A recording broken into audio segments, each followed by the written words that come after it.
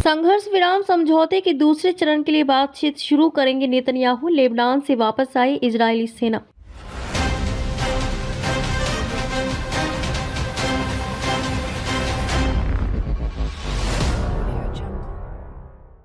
Netanyahu ने आधिकारिक तौर पर युद्ध विराम समझौते के दूसरे चरण के लिए बातचीत शुरू करने का फैसला किया है। साथ ही फैसले के बारे में सुरक्षा कैबिनेट को सूचित किया है। इजरायल की सरकारी प्रसारण सेवा ने यह जानकारी दी है। 33 इजरायली बंधकों को रिहा किए जाने की उम्मीद। 19 जनवरी से प्रभावी युद्ध विराम समझौते के पहले चरण के तहत 2000 फलस्तीनियों के बदले में 33 इजरायली बंधकों को रिहा किए जाने की उम्मीद है।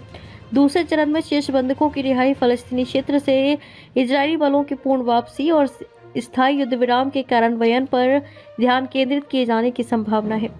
वहीं हमास ने कहा है कि गाजा युद्ध विराम समझौते के दूसरे और तीसरे चरण को लागू करने के लिए वे तैयार हैं। हमास के प्रवक्ता हाजिम कासिम ने कहा कि उन्होंने इजरायली बंधकों की संख्या को दोगुना करने पर सहमति व्यक्त की है। एक फलस्तीनी कैदी के साथ गंभीर दुर्व्यवहार का आरोप। कासिम ने हमास से गाजा छोड़ने की जारी मांग को खारिज कर दिया और इसे मनोवैज्ञानिक युद्ध का हिस्सा बताया।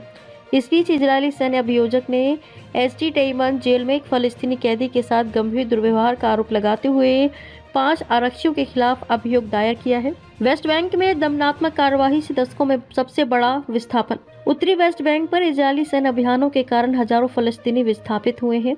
ये 1967 के पश्चिम एशिया युद्ध के बाद से कब्जे वाले क्षेत्र में सबसे बड़ा विस्थापन है। गाजा में हमास के साथ युद्ध विराम समझौते के ठीक 2 दिन बाद इजरायली सेना जेनिन पर उतर आई।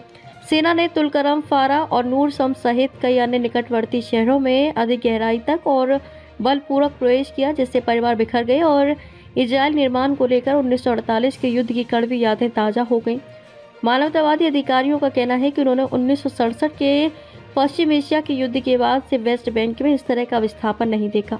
दक्षिणी लेबनान के अधिकांश क्षेत्रों से इजरायली सेना वापस। इजरायली सेना ने कहा कि वे लेबनान के साथ अस्थायी युद्ध विराम समझौते में प्रवेश करने के 90 दिनों के बाद आधिकारिक तौर पर दक्षिणी लेबनान के अधिकांश क्षेत्रों से हट गए हैं। इसे लेबनानी सेना को संयुक्त राष्ट्र अंतरिम बल और अन्य अंतरिम बलों की मदद से क्षेत्र में पूर्ण अधिकार स्थापित करने की अनुमति मिल गई है।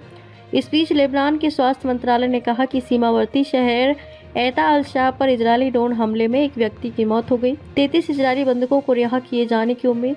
19 जनवरी से प्रभावी युद्ध विराम समझौते के पहले चरण के तहत 2000 फलस्तीनियों के बदले में 33 इजरायली बंधकों को रिहा किए जाने की उम्मीद है। दूसरे चरण में शेष बंधकों की रिहाई, फलस्तीनी क्षेत्र से इजरायली बलों की पूर्ण वापसी और स्थायी युद्ध विराम के कार्यान्वयन पर ध्यान केंद्रित किए जाने की संभावना है। कैदी के साथ गंभीर दुर्व्यवहार का आरोप। कासिम ने हमास से गाजा छोड़ने की इजरायली मांग को खारिज कर दिया और इसे मनोवैज्ञानिक युद्ध का हिस्सा बताया। इस बीच इजरायली सैन्य अभियोजक ने एसटी टेमन जेल में एक फलस्तीनी कैदी के साथ गंभीर दुर्व्यवहार का आरोप लगाते हुए 5 आरक्षियों के खिलाफ अभियोग दायर किया है।